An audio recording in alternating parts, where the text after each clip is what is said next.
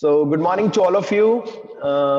Good morning, students. Business studies की इस class में वापस से आपका वेलकम है, जहां हमारा मेन टेंशन क्या है सर, ऑनर्स वन की फुल ऑन नॉलेज मिल जाए ताकि हम चैप्टर का मैक्सिमम पोर्शन कवर अप कर सकें। इसके अंदर सबसे पहले हमें क्या दिख रहा है sir? Equity shares, then preference shares, retained earning, GDR, EDR and IDR. Idea नहीं है ये, है ना, दिस इज आईडीआर, राइट बच्चों? ठीक है, तो इक्विटी शेयर हमने पढ़ लिया था। अगर 5 मिनट के अंदर रिवीजन करें तो हम क्या बोल सकते हैं सर? शेयर फंड्स इशू करने का, परमानेंट कैपिटल यूटिलाइज करने का सबसे अच्छा रास्ता। देखिए, अगर आपको फॉन्ट साइज थोड़ा छोटा दिख रहा है आपकी बुक का content, kindly manage. I am sure आपके पास आपकी बुक भी होगी, आप अपनी बुक भी ओपन करके देख सकते हैं बेटा, है ना। अब तक तो बुक्स 100% सभी के पास आ चुकी होगी, व्हाट आई फील पर्सनली। तो इक्विटी शेयर आप अपनी बुक में भी 213 नंबर पेज पे चेकआउट कर सकते हैं स्टूडेंट्स। क्या है शेयर्स? सर, स्मॉलेस्ट यूनिट है जिसके थ्रू हम परमानेंट कैपिटल रेज कर सकते हैं, और ये पैसा हमें वापस भी नहीं देना, सबसे अच्छी बात, और कोई इंटरेस्ट नहीं देना। शेयर्स पे क्या देती है कंपनी? डिविडेंड, और वो भी कब देगी? जब प्रॉफिट होगा। प्रॉफिट नहीं हुआ तो कोई टेंशन नहीं है, डिविडेंड भी नहीं देंगे सर, और मनी भी रिटर्न नहीं करनी। तो ये सर सबसे बेस्ट रिसोर्स है किसी भी कंपनी के लिए फंड रेज करने का, राइट? ठीक है, इसके हमने फीचर्स भी पढ़ लिए थे बेटा। कितने पॉइंट्स थे? 7 पॉइंट। 7th पॉइंट बहुत इजी है, परमानेंट कैपिटल है, राइट्स रहते हैं इन्हीं के पास, क्योंकि ये शेयर होल्डर्स बन जाते हैं। देन हायर प्रॉफिट, अगर प्रॉफिट ज्यादा होगा तो इन्हें डिविडेंड भी ज्यादा मिलेगा। जब मैं बात कर रहा हूं, अगर कम हुआ तो कम मिलेगा, और ज्यादा हुआ तो ज्यादा भी इन्हीं को मिलेगा, because these are treated as the real honor of the company. Control किसके पास रहेगा सर? शेयर होल्डर्स के पास रहेगा। हालांकि प्रैक्टिकल लाइफ में कंट्रोल बोर्ड ऑफ डायरेक्टर्स के पास ही होता है, सिंपल सी बात, बट फिर भी हम कहते हैं कि हाँ, इक्विटी शेयर होल्डर्स ही सब कुछ मेन है, क्योंकि उन्हीं के वोटिंग से सारी चीजें डिक्लेयर होती है, राइट? इक्विटी शेयर कैपिटल क्या है? Is the basis on which loans can be raise. The amount of equity share capital adds to the credibility of the company. आप इस चीज को समझ रहे हैं एक बार ध्यान से? अगर किसी कंपनी के मार्केट में 500 करोड़ के शेयर इशू, आप समझना, basis for loans means what is the meaning of basis for loans? क्योंकि कुछ बच्चों ने पढ़ाई नहीं की ना, तो अब हो सकता है उनको टेंशन हो रहा होगी, सर ये क्या चीज है? Basis for loans means what? अगर आपकी कंपनी है, सपोज शिवेंद्र की कंपनी है, और 500 करोड़ के शेयर इशू कर रखे हैं, 500 करोड़, जीरो लगाएंगे ना तो भी आप टेंशन हो जाएगा, कितने जीरो लगेंगे, you have to work on it, कितने जीरो आएंगे, राइट? और अगर अब आप मार्केट में उधार गुड्स परचेज कर रहे हैं, सपोज 10 लाख का, 20 लाख का, तो जहां से परचेज करते हैं उन्हें हम क्या कहते हैं? क्रेडिटर्स, राइट बच्चों? क्रेडिटर्स को भी आपके ऊपर डाउट नहीं होगा कि आप पैसे देंगे या नहीं देंगे, क्योंकि आपकी कंपनी में 500 करोड़ का शेयर इशू कर रखी है आपकी कंपनी ने। आप जरा सोचिए इस चीज को। Basis for loans means what? अगर आपने इक्विटी शेयर यूज कर रखे हैं तो कहीं ना कहीं मार्केट में इससे आपकी क्रेडिबिलिटी बनती है, पता चलता है कि आपकी औकात कितनी है। सीधी सी बात है, अगर एक छोटी सी कंपनी है, ओनली 1 करोड़ 2 करोड़ के शेयर इशू है, तो मे बी मार्केट में डाउट हो क्रेडिटर्स को कि कंपनी हमारा पैसा खा तो नहीं जाएगी। लेकिन वही बात करें टाटा, रिलायंस, अगर ये कहीं से भी 20 लाख 30 लाख का गुड्स परचेज करते हैं, किसी को टेंशन नहीं है। जहां से खरीद रहे हैं उन क्रेडिटर्स को कोई टेंशन नहीं होगा, क्योंकि क्रेडिटर्स को भी पता है, उन शॉपकीपर्स को भी पता है। वेंडर बोलते हैं बेटा बड़े लेवल पर, अगर हम बात करें वेंडर, क्या वर्ड यूज किया मैंने? वेंडर। सर क्या मतलब हुआ वेंडर का? अगर आप कहीं से भी मशीन्स परचेज करते हैं, मशीन्स, प्लांट्स, बड़े लेवल में बहुत सारा बल्क में फर्नीचर परचेज करते हैं, तो जो सेल करता है ना बेटा, उसको सेलर भी कह सकते हैं या वेंडर भी कह सकते हैं। अकाउंटिंग टर्म है वेंडर, सेलर भी बोलते हैं आप इसको, राइट? तो सेलर को कोई टेंशन नहीं होगा, क्योंकि उन्हें पता है कि ये कंपनी बहुत बढ़िया है जी। मेन इतना सारा इन्होंने शेयर इशू कर रखा है मार्केट में, जब लोगों को इतना ट्रस्ट है इस कंपनी के ऊपर, तो हमें भी ट्रस्ट करना चाहिए। तो ये कहानी थी इक्विटी शेयर होल्डर्स की। आप देख सकते हैं first point, main risk bearer भी होते हैं, प्रॉफिट होगा तो भी इनका, लॉस होगा तो भी इनका, ठीक है। सेकंड पॉइंट लिखा है क्लेम ओवर रेजिडुअल इनकम, यानी कि जितना भी पैसा, आप जरा देखिए क्या लिखा है। The equity shareholder have claim over the leftover income of the company only. They get share in the income after satisfying the claims of all creditors, outsiders, and preference shareholder. मतलब claim over residual means what बेटा? What is the meaning of residual income? Sir वो income जो बच गई last में, या final profit कह सकते हैं सर, कंपनी ने जितना भी पैसा कमाया सर डिबेंचर होल्डर को पे कर दिया, सब कुछ पेमेंट कर दिया, अब जो पैसा बचेगा उसका क्या करेंगे? उसका क्या करेंगे सर? उसके ऊपर share holders, equity share holder claim कर सकते हैं कि इसके ऊपर साडा हक है, साडा हक एथेरक। वो मूवी देखी होगी ना आपने, रॉक स्टार, साडा हक एथेरक, यानी कि शेयर होल्डर्स क्लेम कर सकते हैं। जो भी पैसा बचेगा उनके ऊपर किसका राइट होगा?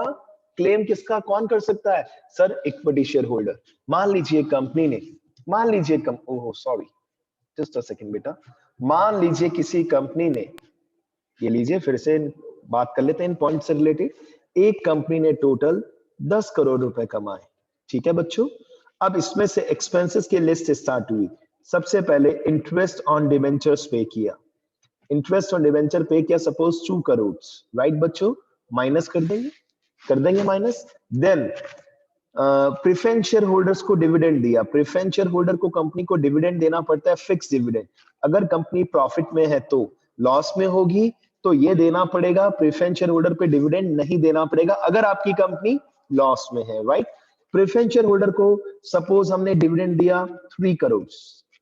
अब रिमेनिंग प्रॉफिट कितना बचा कंपनी के पास? यस स्टूडेंट्स, क्या बोलते हैं सर? 5 करोड़। कौन क्लेम कर सकता है बच्चों इसके ऊपर? Who can claim? सर ये पैसा इक्विटी शेयर होल्डर्स का है। They can claim, this is known as residual income. कौन सी इनकम है बच्चों ये? Sir residual income. अगर कोई टैक्स वैक्स है वो भी ऑलरेडी ऊपर हमें माइनस करना पड़ेगा, tax and all, that is also the part of all the adjustments. ये फाइनल प्रॉफिट है आपका। ये कौन सा है? 5 करोड़ आपका फाइनल प्रॉफिट किसी कंपनी का। इसके ऊपर कौन क्लेम कर सकता है? सर जो इक्विटी शेयर होल्डर्स हैं।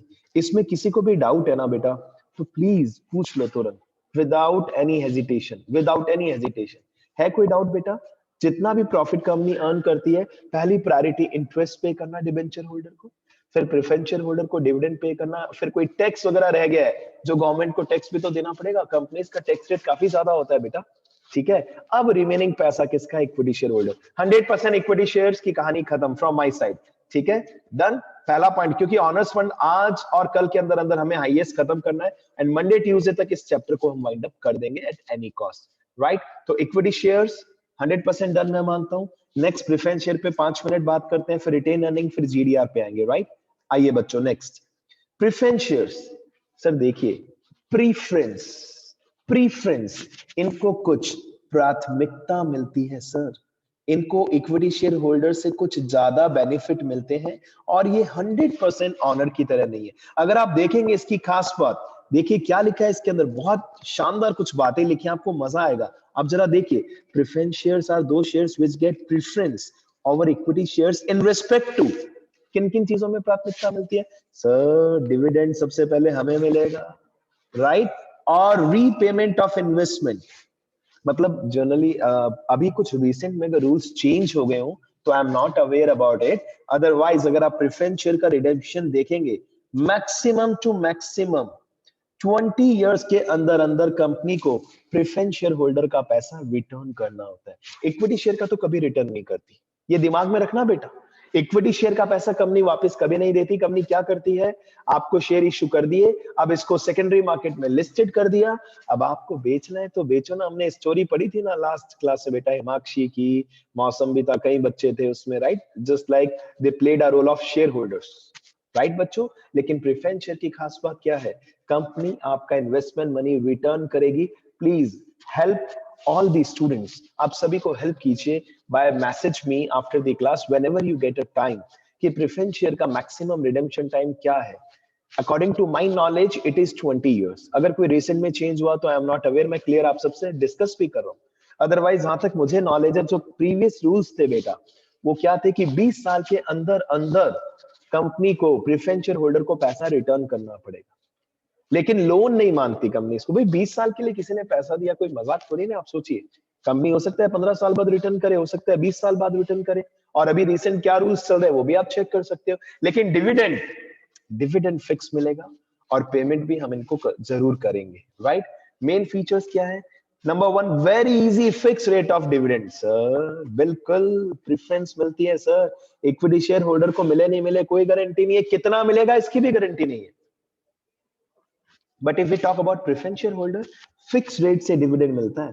सर कैसे पता चलेगा सर? जब हम प्रेफरेंस शेयर इशू करते हैं, ठीक है, तो हम वहां पर आपको बता देते हैं कि ये 8% प्रेफरेंस शेयर है, ये 12% प्रेफरेंस शेयर है, whatever it depends on the company to company. इतना डिविडेंड देंगे, लेकिन प्रॉफिट होगा तो ही देंगे। नेक्स्ट, नो सिक्योरिटी, कोई सिक्योरिटी नहीं है। आपको लग रहा है ट्रस्ट है आपको हमारी कंपनी पे, तो लगाइए पैसा, नहीं तो मत लगाइए, ठीक है। No security. The preference share is also a part of owners fund capital. ये भी ऑनर्स फंड कैपिटल का एक हिस्से की तरह ट्रीट किया जाता है। वोटिंग राइट्स की बात करें, sorry, they do not get any voting rights under general conditions. हाँ, अगर हमने इनको 2 साल या से ज्यादा सालों तक डिविडेंड नहीं दिया, तो एक क्वेश्चन अराइज हो जाएगा, क्यों नहीं दिया? हमने भी तो कंपनी के अंदर पैसा लगाया है, मालिक की तरह कंसीडर किए जाते हैं। यानी कि इनके पास कोई वोटिंग राइट नहीं है। ये कंपनी की एजीएम में, आप में से कोई अनम्यूट करके बता रहा है जल्दी से? उशान, बिल्कुल मत बोलना, बिल्कुल मत बोलना। Anybody else, what is the full form of AGM? You can unmute yourself, right? Let me check. Yes, you can unmute yourself. What is the full form of AGM? AGM means annual general meeting. होता कुछ नहीं है real life में। Company को जो करना है ना, रियल लाइफ की बेटा बात कहूं तो वो खुद ही करती है कंपनी। बस कहने के लिए होता है share holders, you are just like the owners, लगाओ पैसा, लगाओ पैसा। अरे भाई, किस बात का पैसा लगाया, आप हमें बताओ तो सही, कितना कमाया? घोटाले ही घोटाले होते हैं रियल लाइफ में, अगर आप चेक करेंगे ना। क्योंकि कंपनी, नोबडी वांट्स टू पे डिविडेंड ऑनेस्टली। कोई भी कंपनी ईमानदारी से डिविडेंड देना ही नहीं चाहती। That is the worst thing. Share holder ने पैसा लगाया है तो उनको डिविडेंड मिलना चाहिए, बट बच्चों नहीं मिलता, क्या करें? तो शेयर होल्डर्स भी बहुत मस्त काम करते हैं। क्या करते हैं पता है? एजीएम के अंदर, बड़ी दूर से आए हैं, हमें हमारा ध्यान रखना। It means what? कि जब मीटिंग खत्म हो, 1-2 घंटे की मीटिंग होती है बेटा, सिंपल सी ऑडिटोरियम्स के अंदर। दिल्ली के अंदर एक स्पेशल ऑडिटोरियम है जहां मैंने कई मीटिंग्स अटेंड की है, फिक्की ऑडिटोरियम। फिक्की, मुझे नाम तक आज भी याद है। बहुत शानदार ऑडिटोरियम होते हैं, ठीक है ना। आप बैठो आराम से, आपको यहाँ पर ब्रेकफास्ट एंड ऑल बहुत कुछ मिलेगा खाने पीने को, अलग अलग स्नैक्स एंड ऑल।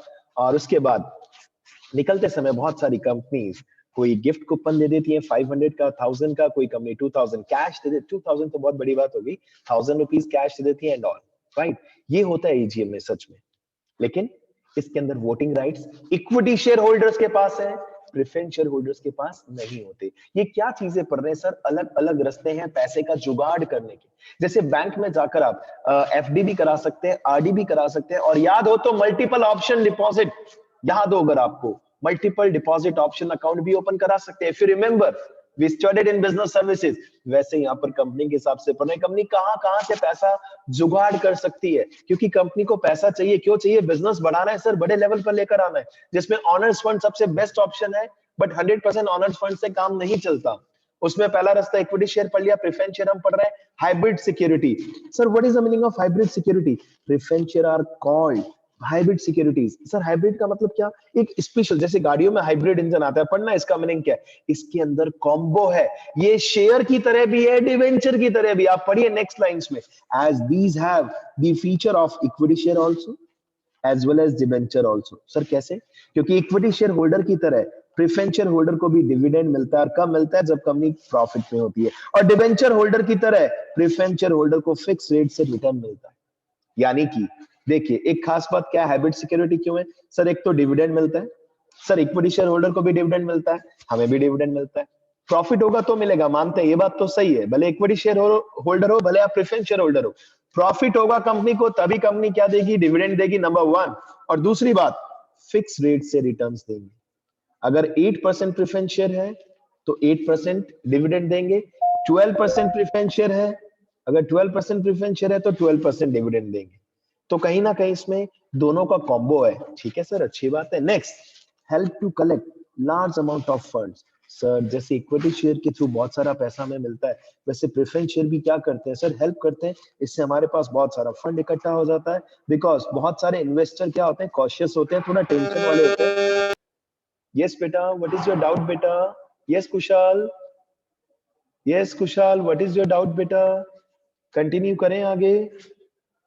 चलिए, तो देखिए बेटा, क्या चीज कॉशियस मींस व्हाट? सर एक सबसे अच्छी खास बात जो प्रेफरेंस शेयर होल्डर के साथ है, जो इक्विटी शेयर होल्डर के साथ नहीं, and that is what sir, fix rate से डिविडेंड मिलता है, फिक्स परसेंटेज से डिविडेंड मिलता है, और वो इक्विटी शेयर होल्डर के साथ नहीं। इक्विटी शेयर होल्डर तो बेटा एक ही कहानी कहता है साफ, रिस्क मोर रिटर्न्स। आप खरीदो इक्विटी शेयर, चांसेस है अगर कंपनी अच्छा ग्रो करेगी तो शेयर का रेट भी इंक्रीज होगा, और आप चाहें तो आप इसको मार्केट में सेल आउट भी कर सकते हैं, और ज्यादा प्रॉफिट हुआ तो हम आपको ज्यादा डिविडेंड देंगे, लेकिन अगर प्रॉफिट नहीं हुआ तो सॉरी के साथ हम आपको डिविडेंड नहीं देंगे। No fix liability, dividend to preference shareholders is paid only when the company is earning profit। Loss के पीरियड में हम आपको डिविडेंड नहीं देंगे, राइट लेकिन अगर आपने लोन्स एंड बोरोइंग्स के रूप में पैसा ले रखा है लोगों से, यानी डिबेंचर इश्यू कर रखे हैं, तब तो आपको इंटरेस्ट देना ही देना पड़ेगा। तो ये पॉइंट क्या डिक्लेयर कर रहा है, नो फिक्स लायबिलिटी। ये सबसे अच्छी बात है इक्विटी शेयर होल्डर की भी और प्रेफरेंस शेयर होल्डर की भी, दोनों के साथ फिक्स लायबिलिटी नहीं है। लेकिन अगर डिबेंचर इश्यू कर रखे है ना मार्केट में आपने, वो प्योर लोन है, प्योर लोन, उसके ऊपर तो इंटरेस्ट देना ही देना पड़ेगा। तो with this note I can say हमने इक्विटी शेयर प्रेफरेंस शेयर दोनों खत्म कर लिया। अब जल्दी से रिटेन अर्निंग पे आते हैं बेटा। What is the meaning of retain earning? Sir earning का वो हिस्सा, वो पार्टीशन जो हमने अपने पास बचा के रखा है। जैसे छोटे बच्चे अपनी गुल्लक के अंदर पैसे हर साल कलेक्ट करते करते करते करते करते करते क्या कर लेते हैं सर, बहुत सारा पैसा एक्यूमुलेट कर लेते हैं सर हम। होता है ना, आप में से भी किसी ना किसी ने किए होंगे बचपन से लेकर अभी तक, और थोड़ा सा गर्ल्स के साथ ज्यादा होता है, कई बार बॉयज के साथ भी होता है, ऐसी बात नहीं है सर। हर महीने थोड़ा थोड़ा सा पॉकेट मनी, हालांकि हमारे टाइम में नहीं होता, and the same I am doing with my daughter also, ठीक है, बट कुछ फैमिलीज में हमने देखा है ऐसा होता है ना, हाँ बच्चे की पॉकेट मनी है, राइट, और बच्चे भी फिर क्या करते हैं, नहीं नहीं नेक्स्ट ईयर है ना हम कुछ लेंगे, इसका ये लेंगे, या मम्मा पापा को गिफ्ट देंगे एंड ऑल, वट एवर। तो धीरे धीरे करते करते क्या होता है, वो गुल्लक के अंदर पैसे क्या हो जाते हैं बच्चों, सोचिए, एक्यूमुलेट हो जाते हैं सर, और फिर उसी पैसे को हम यूटिलाइज कर लेते हैं। Very easy, this is what retained earning is all about. हर साल कंपनी ने थोड़ा थोड़ा पैसा कलेक्ट किया, वो पैसा क्या होता गया सर, वो पैसा बढ़ता गया बढ़ता गया बढ़ता गया बढ़ता गया, और आफ्टर सर्टेन टाइम पीरियड हमें लगा फंड्स की रिक्वायरमेंट है, तो ये भी एक ऑप्शन है, अपना ही पैसा यूज कर लीजिए। अरे अपना सर, अपना थोड़ी ना, शेयर होल्डर्स का, तो क्या हुआ, शेयर होल्डर्स को हम बकायदा इन्फॉर्म करेंगे कि ये पैसा हमने कहां से यूटिलाइज किया सर, रिटेन अर्निंग से। Just check it out, retain earning are also known as ploughing back of profit, retain earning, self financing और internal financing, reserves और surplus। कंपनी के पास जो भी पैसा पड़ा है, कंपनी उसी पैसे को यूटिलाइज कर सकती है अगर कंपनी के पास रिजर्व में पैसा पड़ा है तो। बेटा रिजर्व को प्योरली हिंदी लैंग्वेज में हम क्या वर्ड यूज करते हैं रिजर्व के लिए, गुल्लक। और आपके सभी के पेरेंट्स कहीं ना कहीं रिजर्व्स बनाते हैं, गुल्लक बनाते हैं। मे बी आप में से कई बच्चों के पेरेंट्स ने अपने बच्चों की शादी के लिए या अपने बच्चों की एजुकेशन के लिए ऑलरेडी रिजर्व बना रखा है। कंफर्म कर सकते हैं, वो बताएंगे नहीं आपको, ठीक है ना, बताते नहीं है पेरेंट्स। इंडियन पेरेंट्स सबसे ज्यादा गुल्लक मेंटेन करते हैं। किसी को प्रॉब्लम है, कोई इस बात को अग्री नहीं करता तो please raise your hand, we can have a discussion. Maximum 99% parents, और वो भी इंडियन पेरेंट्स, गुल्लक स्टार्टिंग से बना लेते हैं कि भैया ये बच्चे के इसके लिए, बिजनेस के लिए, एजुकेशन के लिए, ठीक है। लेकिन मान लीजिए अगर कुछ सालों के बाद अगर पेरेंट्स को उस पैसे का रिक्वायरमेंट हुआ कहीं और, किसी और पर्पस के लिए, तो कर सकते हैं ना यूज। वही चीज यहां पर है, कंपनी ने रिजर्व में पैसा रख रखा था, सरप्लस में पैसा रख रखा था, अब रिक्वायरमेंट है फंड्स की, तो यहां से भी मनी को यूटिलाइज किया जा सकता है। दैट्स इट, खत्म। सर इसका खास काम क्या होगा, इसके क्या क्या फीचर्स हैं? ये इंटरनली जनरेटेड है, नंबर 1, ठीक है। इससे एक्सपांशन और ग्रोथ की अपॉर्चुनिटी ज्यादा है। क्यों सर? क्योंकि हमें इसके ऊपर इंटरेस्ट पे नहीं करना। नो इंटरेस्ट, आप जरा सोचिए, नो इंटरेस्ट, किसी का इंटरफेरेंस नहीं है, कोई टेंशन नहीं है सर, बहुत अच्छी चीज है। Question of security sir, retain earning are considered as the cushion of security because they provide support in times of adversity। बहुत ही खराब हालात थे और घर में ही पैसे इकट्ठे, जैसे सोचिए ए, mister A and Mrs A, समझ गए ना, हस्बैंड वाइफ, ठीक है। मिस्टर ए को अचानक से फंड्स की रिक्वायरमेंट हुई और बैंक से लोन नहीं मिल रहा, और अचानक से हेल्प की, किसने हेल्प की बेटा बताइए, एनीबॉडी, किसने हेल्प की, एनीबॉडी? कोई बताना चाहे तो, मेरी हेल्प करना चाहे तो, yes anybody, girls and boys. Mister A was in need of funds और मिसेस ए, समझ गए होंगे आप, दिमाग लगाओ, 12 11th क्लास के बच्चे हो बेटा, इनके पास घर पे, और होता भी है इंडियन फीमेल्स भी बहुत अच्छा खासा क्या बना के रखती है बेटा घर में, फंड्स। और मिसेज ए की बहुत अच्छी खास बात थी, इन्होंने धीरे धीरे फंड्स कलेक्ट कर करके इनके पास 20 लाख कलेक्ट हो गए, ठीक है अमाउंट ज्यादा बोल रहा हूँ बट वी कैन मैनेज। और मिस्टर ए को अपने बिजनेस के लिए किसकी रिक्वायरमेंट थी, फंड्स की। बैंक से लोन मिल नहीं रहा था या ऑलरेडी ले चुके थे, लिमिट खत्म हो चुका था। अब बताइए कहां से हेल्प हो जाएगी, घर से हेल्प हो सकती है, फ्रॉम मिसेज ए, राइट और नॉट। तो क्या लिखा है, question of security means what, in the times of adversity when company is in difficult phase to arrange funds from any other source, सबसे अच्छा तरीका क्या हुआ सर, घर से ही पैसा यूटिलाइज कर लिया। किसी को भी डाउट है तो बिंदास बताइए, इसमें कहां डाउट है बेटा। यानी कि अब ये एग्जांपल मत लिख देना उल्टे पुल्टे, Mrs Mr A Mrs A, please, okay, is it okay students, ठीक है। लेकिन हमने क्या कंसीडर क्या करना चाह रहे हैं, हमारा फोकस क्या है सर, अगर कंपनी को पैसे की रिक्वायरमेंट है और इधर उधर से फंड्स अरेंज नहीं हो रहे, रिटेन अर्निंग, अर्निंग का वो हिस्सा जो हमने अपने पास सेव करके रखा है सर, इसको यूज कर लेंगे, टेंशन खत्म। Next, funds for new and innovative projects, यानी कि रिटेन अर्निंग एक बहुत अच्छा कॉमन सोर्स है कि अगर आप कोई रिस्क या इनोवेटिव प्रोजेक्ट्स लेना चाह रहे हैं, तो अगर आपने अपने पास पैसा संभाल के रखा है, कर सकते हो भाई, आपका पैसा है। अब भले कंपनी क्या कहती है कि भैया ये पैसा तो, या आप बच्चे कहते हैं सर मनी तो ये शेयर होल्डर्स का है, ये मनी किसका है सर, जो रिटेन अर्निंग है वो किसका होता है सर। फैक्ट तो यही है, इस पैसे के ऊपर किसका राइट है, रिटेन अर्निंग के ऊपर किसका राइट है बच्चों बताइए, रिटेन अर्निंग के ऊपर किसका राइट है, शेयर होल्डर्स। सर इसके ऊपर राइट है शेयर होल्डर्स का, ठीक है। तो हम शेयर होल्डर से परमिशन ले लेंगे एजीएम के अंदर, हम शेयर होल्डर से एजीएम के अंदर परमिशन ले लेंगे। और फिर वही बात जो मैंने अभी अभी आपसे डिस्कस की थी, शेयर होल्डर्स तो एक ही बात कहते हैं, जो जनरली हमने आज तक अपनी लाइफ में ऑब्जर्व की है, बहुत दूर से आए, हमारा ध्यान रखना, means what, they want some gifts, उनको तो थोड़ा सा गिफ्ट दे दो, शेयर होल्डर खुश हो जाते हैं बस। आप क्या किसी कंपनी को चेंज कर सकते हो, फॉर एग्जांपल यस वाहिनी, अगर आप शेयर होल्डर हो एशियन पेंट के, एजीएम में भी गए हो विद पेरेंट्स विद फैमिली, आराम से खाना पीना वहीं पर है आपका, शेयर मार्केट की एक मीटिंग अटेंड करने गए हो, आप क्या चेंज कर दोगे बेटा एशियन पेंट में, जरा बता सकते हो। Do you have that knowledge? Do you have that sound knowledge about the share market, about the company? कि एशियन पेंट का क्या मार्केट सेगमेंट है इंडिया के अंदर, कितने यहाँ पर इनका टर्नओवर रहता है, कितनी इनकी ब्रांचेस है, हेड ऑफिस, हाँ basic head office and all मे भी आपको पता हो। क्या वाहिनी सही कह रहा हूं नहीं कह रहा, आप क्या एक्सपेक्ट करोगे sir, being a share holder, बहुत दूर से आए sir, we need some support, और वो भी सपोर्ट मींस क्या चाहिए, डिविडेंड विविडेंड तो सर कंपनी देगी ईयर के एंड में, अगर कंपनी को देना होगा तो, अदरवाइज क्या एक्सपेक्टेशन के साथ आप जाएंगे सर, कुछ गिफ्ट्स मिल जाए सर, कुछ कैश एंड ऑल, तो थोड़ा सा शॉपिंग वॉपिंग हो जाएगी, सिंपल सी बात है, इसलिए जाते हैं शेयर होल्डर्स मैक्सिमम। राइट बच्चों, इज इट ओके। तो कंपनी क्या कह रही है, अपने इनोवेटिव प्रोजेक्ट्स अगर नए स्टार्ट करना चाह रही है, तो हम अपने ही पैसे को यूटिलाइज कर सकते हैं easily without any hesitation. Medium and long-term finance, retain earning is considered as an ownership fund. Sir 100% ownership fund है, मालिक है हम, हमारा ही पैसा है, तो इसको हम क्या कर सकते हैं, इस पैसे को खुद यूटिलाइज कर सकते हैं। शेयर होल्डर्स को इंफॉर्मेशन दी, परमिशन ली एजीएम के अंदर कि हम एक नया प्रोजेक्ट स्टार्ट करना चाहते हैं, तो और हमें मार्केट से फाइनेंस मिल नहीं रहा है प्रॉपर एडुकेट, तो हम रिटेन अर्निंग को यूज कर सकते हैं। क्या आप में से किसी को प्रॉब्लम है, जनरली शेयर होल्डर्स कुछ नहीं कहेंगे, वो ये कहेंगे कि भैया ठीक है, हमें बताइए क्या क्या प्रोजेक्ट है, क्या आपके मिशन है, विजन है, कितना फंड्स आप इन्वेस्ट करेंगे, कितना उसके अंदर आपको बेनिफिट होने के चांसेस हैं, दैट्स इट, खत्म। Conversion into ownership fund, the surplus retain earning can be converted into share capital by issue of ownership.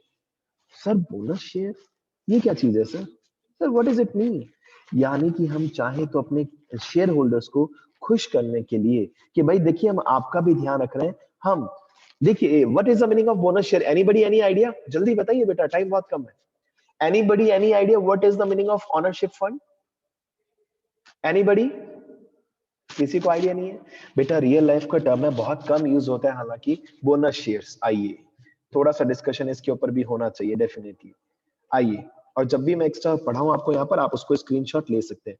Bonus shares means what बेटा, जरा ध्यान से समझना। अगर if a company is earning good profits, if a company is earning good amount of profits, right, तो company कभी कभार अपने एग्जिस्टिंग शेयर होल्डर्स को, अपने एग्जिस्टिंग शेयर होल्डर्स को क्या दे सकती है? Sir bonus shares. Sir what is it mean exactly, क्या है? देखिए, हम अपने एग्जिस्टिंग शेयर होल्डर्स को एक मैसेज दे रहे हैं। मैसेज क्या दे रहे हैं कि as you are our share holder, आप हमारे शेयर होल्डर हैं, आपने हमारी कंपनी के अंदर क्या लगाया? मनी, और आप हमारे शेयर होल्डर्स बन गए। क्या बन गए आप? हमारे शेयर होल्डर। और as we have earn good amount of profits, हम आपको फ्री के शेयर्स दे रहे हैं। कुछ और, हम आपको फ्री के क्या इशू कर रहे हैं? Bonus shares. अब वो डिपेंड करता है, कभी इशू करती है कंपनी 4:1 के हिसाब से, या मे बी 5:1 के हिसाब से। इट मींस अगर आपके पास 5 शेयर्स हैं तो हम आपको कितना शेयर देंगे? एक, फ्री ऑफ कॉस्ट, पैसा भी नहीं लेंगे हम आपसे। तो सर ऐसा क्यों कर रही है कंपनी? अरे भैया, क्रेडिबिलिटी इंक्रीज करने के लिए, क्रेडिबिलिटी, अपनी गुडविल इंक्रीज करने के लिए, कि चलिए हम आपको, आप हमारे शेयर होल्डर्स हैं, मालिक की तरह आपने हमारी कंपनी में ट्रस्ट किया, हम आपको फ्री के शेयर दे रहे हैं। आप जरा सोचिए, आप में से कोई बता सकता है? सपोज नाम लेता हूं मैं किसका, सपोज जागृति। जागृति ने इस कंपनी के 400 शेयर्स परचेज कर रखे थे। How many shares? 400। और वो भी इन्वेस्टमेंट पर्पस से, ये बेचने का काम नहीं किया इसने, लॉन्ग टर्म तक अपने पास संभाल के रखा। और जैसे ही गुड न्यूज पता चले कि कंपनी 5:1 में बोनस शेयर दे रही है, क्या आप में से कोई बता सकता है, जागृति या एनीबडी एल्स, कितने जागृति को बोनस शेयर्स मिलेंगे? एनीबडी, जल्दी जल्दी जल्दी। हाउ मेनी शेयर्स विल जागृति? 80। सर 80, 100%। सर 5:1, तो हम, यानी कि हम इसको कई तरीके से समझ सकते हैं। 5 का 20% क्या होता है बेटा? 5 का 20% 1। It means company 20% bonus shares दे रही है। जिसके पास जितने भी शेयर्स हैं अपने, ऑल एग्जिस्टिंग, ये नए शेयर होल्डर को नहीं दे रहे हैं, ये किसको देते हैं बेटा हम? Hello, existing share holder. Free, पैसा नहीं ले रहे हम उनसे, हमको कह रहे हैं ऐश करो, बोनस, मजे करो और खुश हो जाओ कि आपने एक अच्छी कंपनी में पैसा लगाया। तो क्या होगा? मार्केट में इमेज और भी अच्छी क्रिएट होगी। लेकिन सर हमें लॉस तो होगा, कहीं ना कहीं हमने शेयर तो इश्यू कर दिए, सर्टिफिकेट तो चले गए हमारे मार्केट में, उस पैसे को हम, लॉस को, रिजर्व से यूटिलाइज कर सकते हैं, कवर अप कर सकते हैं। इसका डिटेल नॉलेज आपको 12th में मिलेगा बच्चों। तो जो एकदम सही आंसर मिला, वेरी गुड बेटा, कि सर 400 का 20% मींस 80, यानी कि जागृति को कंपनी से 80 शेयर्स फ्री के मिल गए। और अब जागृति के पास कितने शेयर्स हो चुके हैं? Sir 480। How many shares? Sir 480 shares हो गए। ये चाहे तो इसे सेल आउट कर सकती है मार्केट में। अब इसके पास 400 नहीं, 480 शेयर्स है। राइट बच्चों, चलें आगे, चलिए जल्दी से आगे चलते हैं। तो बोनस शेयर भी कई बार कंपनी इश्यू कर सकती है, कहां से? रिटेन अर्निंग अमाउंट से। राइट बच्चों, आइए जल्दी जल्दी जल्दी आगे का डिस्कशन कंटिन्यू करते हैं। सर मोस्ट डिपेंडेबल सोर्स है, एक अच्छा तरीका है, इसके थ्रू हम बोनस शेयर्स भी इशू कर सकते हैं, ये भी एक अच्छा तरीका है। नहीं, बोनस शेयर तो हमने पढ़ लिया, conversion into ownership fund. Next हम क्या पढ़ रहे हैं बेटा? Most dependable source. सर क्या मतलब है most dependable? As an internal source, ये सबसे अच्छा एक रास्ता हो सकता है अगर कंपनी चाहे पैसे का जुगाड़ करना है, सबसे अच्छा तरीका है। क्यों सर? क्योंकि हमें किसी के आगे इनडायरेक्टली भीख नहीं मांगनी, हमारा ही पैसा है, रिजर्व के अंदर हमने कलेक्ट करके रखा था, उसी पैसे को हमने यूटिलाइज कर लिया। The external source depend upon the preference of investor, market condition. भाई मार्केट से आप पैसा लेते हैं तो डिपेंड करता है उस टाइम क्या इंटरेस्ट रेट चल रहा है, क्या डिविडेंड फिक्स रेट से, अगर प्रेफरेंशियल इशू करने हैं तो कितने रेट पे इशू करें, 10% इशू करें तो बिक जाएंगे, या 12% करें तो सेल आउट हो जाएंगे, क्योंकि मार्केट भी तो चेक करना पड़ेगा कि मार्केट में क्या इंटरेस्ट रेट चल रहा है। आज अगर कोई कंपनी 10% प्रेफरेंशियल इशू करेगी ना, मैक्सिमम लोग इन्वेस्ट कर देंगे। क्यों? क्योंकि एफडी पे भी इंटरेस्ट कितना मिलता है? 5 to 6% मैक्सिमम है बच्चों। इंटरेस्ट रेट बहुत कम हो चुका है। तो कंपनी भी बेवकूफ नहीं है कि 10% प्रेफरेंशियल इशू करेगी। कंपनी भी हो सकता है 6% या 7% ही इशू करे। क्यों? क्योंकि सर हर साल डिविडेंड देना पड़ेगा अगर प्रॉफिट होगा तो, सिंपल सी बात है। लेकिन एक सबसे अच्छा रास्ता क्या है? अगर रिटेन अर्निंग की बात करें तो हमें यहाँ पर मार्केट के भरोसे रहने की जरूरत ही नहीं है, हम अपने ही पैसे को यूटिलाइज कर सकते हैं। Next, no interference. With retained earning, there is no increase in the number of shareholders. Retained earning involve no risk of delusion of control. यानी कि आप जरा समझना, लास्ट पॉइंट बहुत अच्छा है. No interference. अगर मान लो कंपनी के पास बच्चों 50 लाख रुपए, प्लीज ध्यान से समझना, 50 लाख रुपीस रिटेन अर्निंग में पड़ा है, ठीक है, और कंपनी के शेयर होल्डर्स थे बेटा मे बी 6 करोड़ रुपए के, 6 करोड़ के शेयर होल्डर्स शेयर इशू कर रखे थे कंपनी ने अलग अलग लोगों को, राइट बेटा, ठीक है. अब कंपनी ने 50 लाख रुपए यूज किया रिटेन अर्निंग का, 50 लाख रुपीस, तो इससे शेयर होल्डर्स का क्या लेना देना? मतलब इससे ये तो नहीं ना कि शेयर होल्डर मालिक बन जाएंगे, और ये तो कंपनी ने अपना ही रिजर्व का पैसा, रिटेन अर्निंग का पैसा यूटिलाइज किया. तो नो इंटरफेरेंस, शेयर होल्डर्स का इसके अंदर कोई ज्यादा इंटरफेरेंस नहीं रहेगा. ये कंपनी ने यूज किया है, मानते हैं शेयर होल्डर्स का पैसा, बट हमने शेयर नहीं दिए. वो तो बोनस शेयर का पॉइंट नंबर 4 में मैंने केवल आपको एक्सप्लेनेशन दिया है कि कंपनी चाहे तो कन्वर्जन भी कर सकती है, रिटेन अर्निंग के पैसे को बोनस शेयर के रूप में भी इश्यू कर सकती है, बट कंपल्शन नहीं है. ये सब हम क्या पढ़ रहे हैं बच्चों? सर ये सभी, these all are the features of retain earning. खत्म. क्वेश्चन ऑफ सिक्योरिटी रहता है sir, funds for new and innovative projects का एक अच्छा स्कोप रहता है, लॉन्ग टर्म फाइनेंस कर सकते हैं, ऑनरशिप फंड के तरह हम कुछ पैसा रिटेन अर्निंग से शेयर होल्डर्स के लिए भी यूटिलाइज कर सकते हैं चाहे तो. फिफ्थ, बहुत ही अच्छा डिपेंडेबल सोर्स है, मार्केट के अंदर हमें किसी और के ऊपर निर्भर रहने की जरूरत नहीं रहेगी सर. और लास्ट, किसी का इंटरफेरेंस नहीं रहेगा, हमने अपना पैसा यूज किया, दैट्स इट. अब बाद में हम ये नहीं है कि 50 लाख रुपीस हमने लगा दिया बिजनेस में, खत्म. इसके ऊपर डायरेक्टली किसी एक शेयर होल्डर का राइट नहीं है, ये सभी का पैसा है, ये सभी शेयर होल्डर्स का कलेक्टिव पैसा है. तो ठीक है, ये नहीं है कि इससे आप मालिक बन गए, नहीं नहीं नहीं, आपके पास जितने शेयर है आप उतने के मालिक हो. तभी इन्होंने एक वर्ड यूज किया कि डिल्यूजन ऑफ कंट्रोल नहीं होता. आपके पास अगर 500 शेयर थे, अभी भी आपके पास 500 शेयर ही हैं. ये नहीं कि हमने 50 लाख रुपए रिटेन अर्निंग का यूज किया बिजनेस के अंदर नए प्रोजेक्ट के लिए तो आपके इसके ऊपर इफेक्ट पड़ा, नहीं. आपका तो एक इफेक्ट पड़ेगा, अगर कंपनी को प्रॉफिट ज्यादा हुए तो कंपनी आपको डिविडेंड ज्यादा दे सकती है, राइट. तो बेटा कल की क्लास से हम जीडीआर, आईडीआर, एडीआर कंप्लीट कर लेंगे मंडे को, और फिर ट्यूसडे के अंदर हम मैक्स टू मैक्स ये जो बोरोड फंड है ये कंप्लीट कर लेंगे. नेक्स्ट 3 डेज में इस चैप्टर को कमिटमेंट के साथ हम फिनिश कर देंगे, राइट. सो टाइम ऑलरेडी अप हो चुका है, मिलते हैं जल्दी से अकाउंट्स की क्लास में, और आज की क्लास बहुत अच्छी होने वाली है, राइट बच्चों. चलिए bye bye, God bless you all बेटा, गॉड ब्लेस यू.